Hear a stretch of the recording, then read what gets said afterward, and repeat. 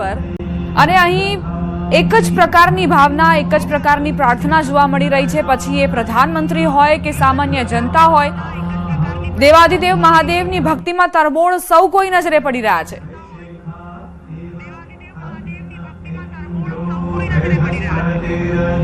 બિલકુલ મહાદેવની ભક્તિમાં લીન થતા હોય લોકો એ તો જોવા જ મળી રહ્યું છે અને અહીંયા સમગ્ર પરિસર હોય કે સમગ્ર સોમનાથ હોય આ ભક્તિની અંદર લીન થતું હોય તે પ્રકારના દ્રશ્યો જોવા મળી રહ્યા છે।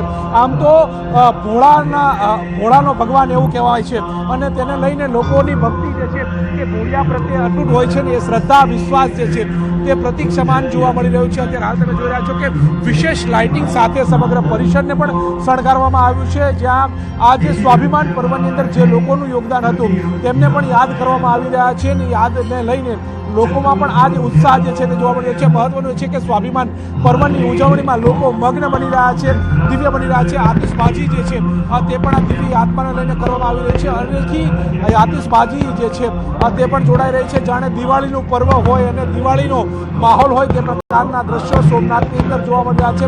ભવ્ય આતિશબાજીથી આ સ્વાભિમાન પર્વની ઉજવણી કરવામાં આવી રહી છે અને પ્રધાનમંત્રી નરેન્દ્ર મોદી આ ઉજવણીમાં પણ સહભાગી થયા છે।